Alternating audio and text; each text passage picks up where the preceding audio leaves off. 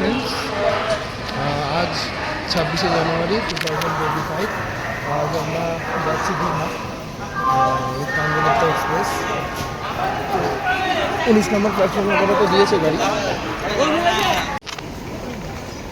হচ্ছে আমাদের coach D10।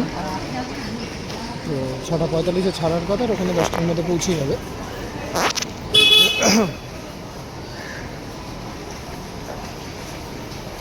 আমাদের গাড়ি স্টপ আছে সাঁতরাগাছি, উলুবেড়িয়া, মেচেহা, তমলুক, কাঁথি, রামনগর, তারপরে দীঘা। 26শে জানুয়ারি ছুটির দিন, তো তাই ভাবলাম ঘুরে আসি একটু। কালকেই ব্যাক করবো, বাসে আসছি, কালকে ভোরবেলা বাসে আসবো। দীঘা থেকে 5টার বাস আছে সকালবেলা, দেখি কখন ছাড়ে। এখন বাজে 6:28। এই জাস্ট আমাদের গাড়ি ছাড়লো, 6:45 বাজে, একদম রাইট টাইমেই ছেড়েছে। তো নেক্সট স্টেশন সাঁতরাগাছি।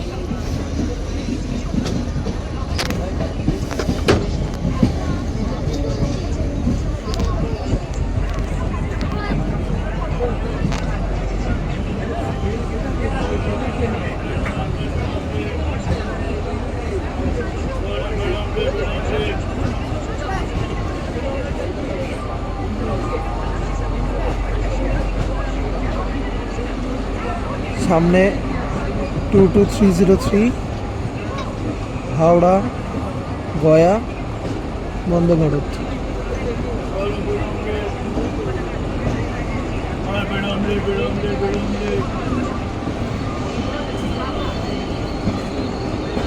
এই যে সেই ব্রিজ যেটা আপাতত তৈরি হচ্ছে,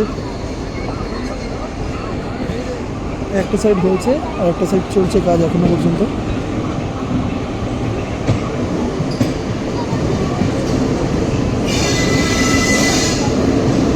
এই সেই ব্রিজ যার কাজ চলছে,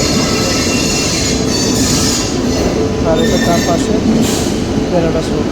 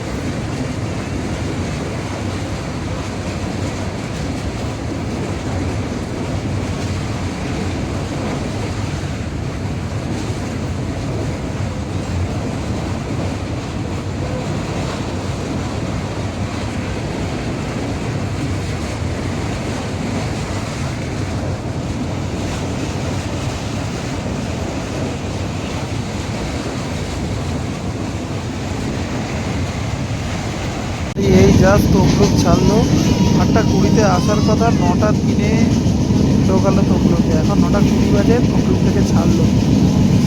10:05-এ দীঘা ঢুকিয়ে দেওয়ার কথা, 10:30 পৌনে 11টা হয়ে যাবে ঢোকাতে ঢোকাতে।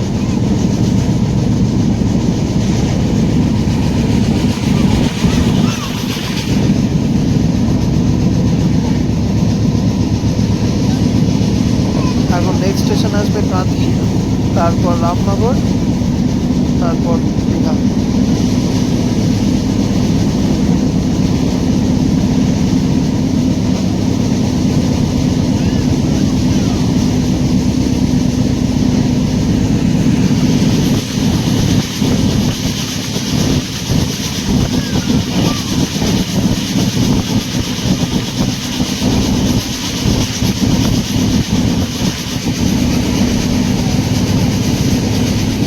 একটা বিয়ার দিয়ে সেই জাস্ট আমরা দীঘাতে নামলাম, এখন হোটেলে যাবার পালা।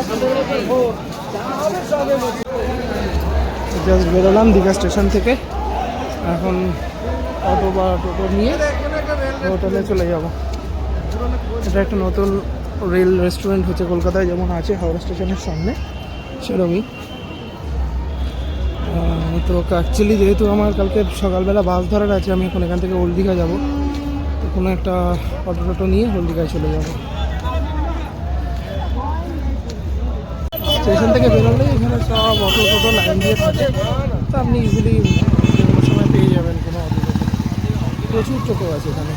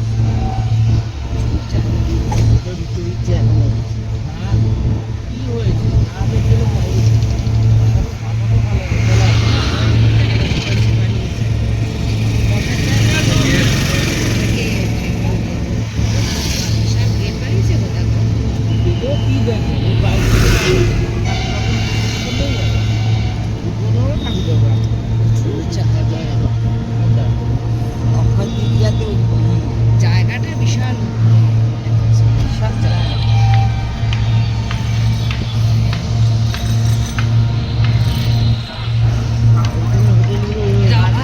আমরা এইমাত্র ঘরে ঢুকলাম।